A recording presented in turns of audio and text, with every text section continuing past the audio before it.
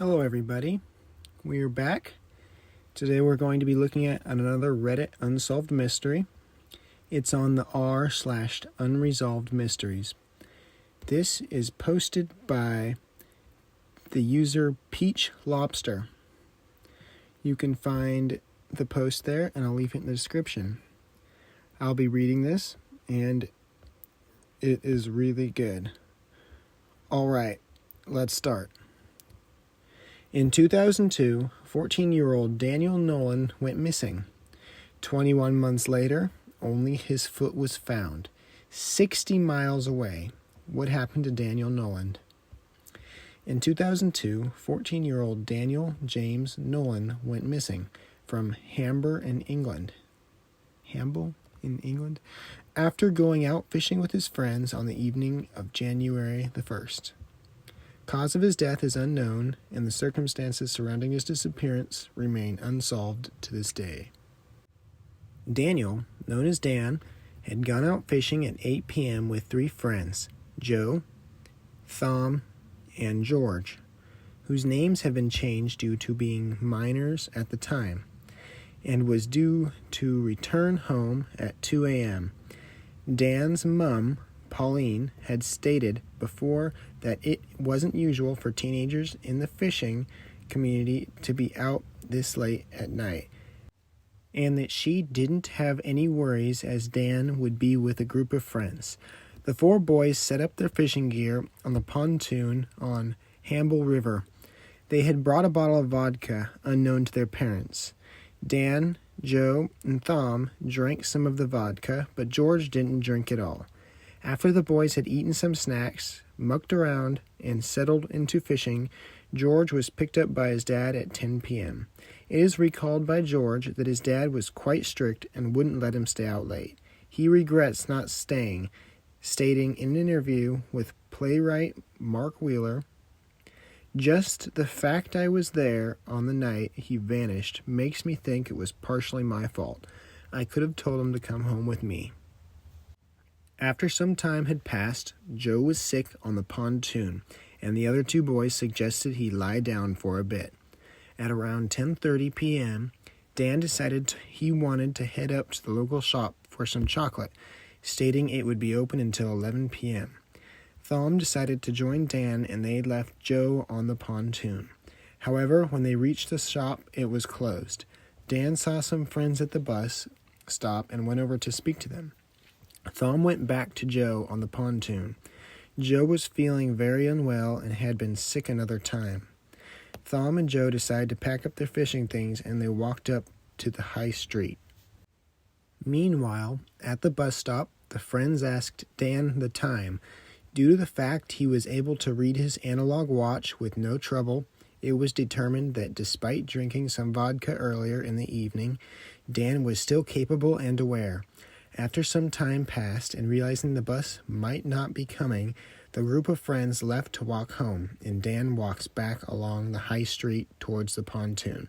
On his way, he was seen by a party leaving the Bulge pub and a woman who knew him driving in her car. Here is where Dan meets Thom and Joe, now heading home. They saw Dan outside the Victory pub in Hamble around 11:40 p.m. Thom tells Dan he has packed up his and Joe's things and needs to take Joe home.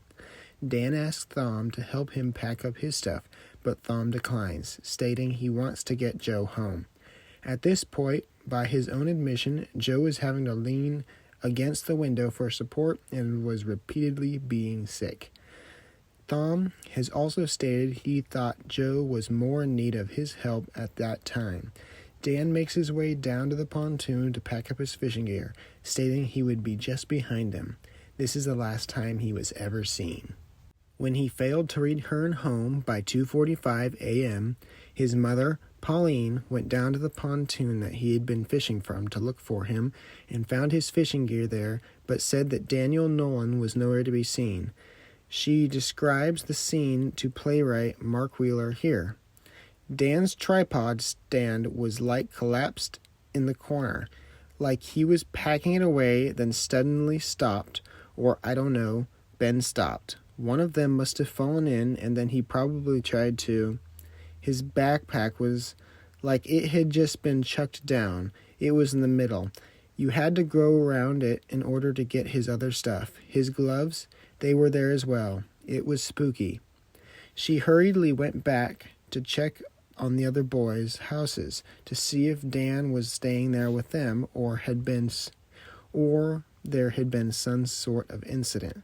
She then called the police, and at 4:30 a.m. there were emergency services on the water looking for him. The police said that all CCTV cameras in Humble that might have captured footage of Daniel Nolan or anyone else were either turned off or broken. For the next 3 months, the river was searched every day, in both tides. Every yacht was fingertip searched and had divers under in case Dan had become trapped. 2 large Army sonar units found nothing.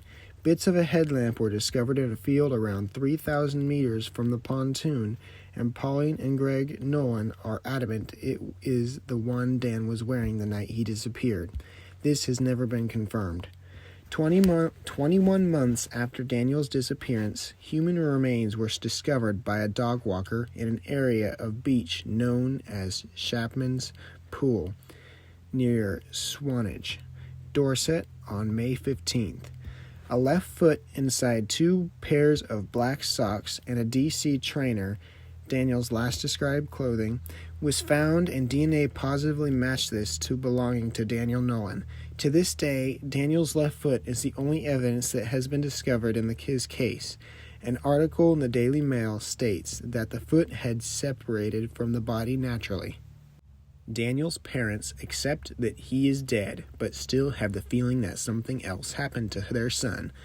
Pauline Nolan told the Daily Echo, "Therefore, on this evidence, we must accept that the probability is that our Dan is no longer alive. However, as a family, we must emphasize that this does not tell us circumstances surrounding Dan's disappearance. In fact, we feel that this has posed a lot more questions than given answers.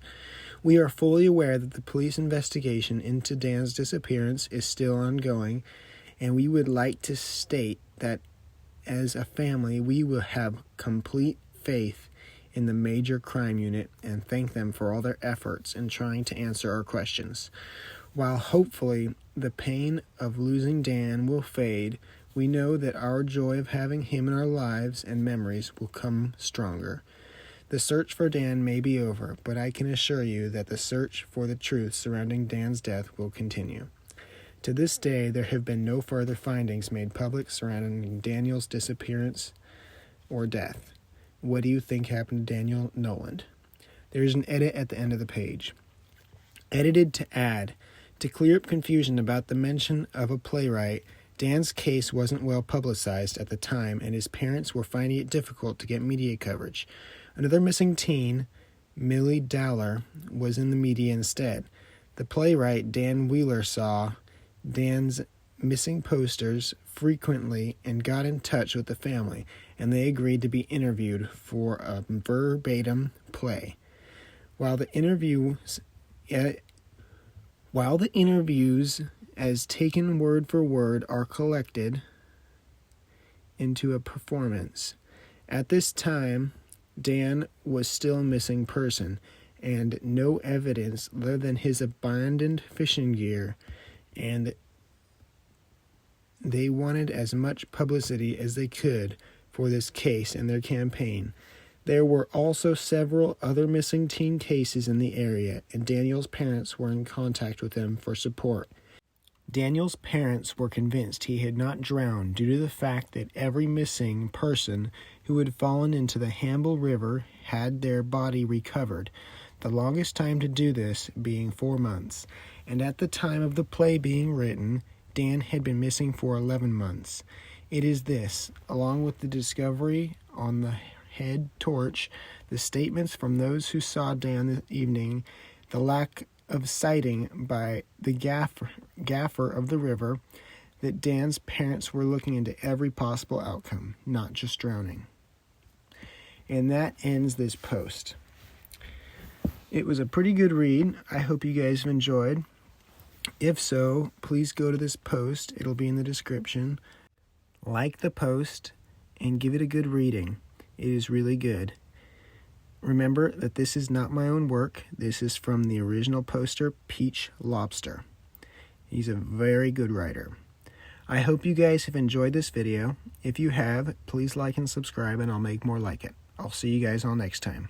Goodbye.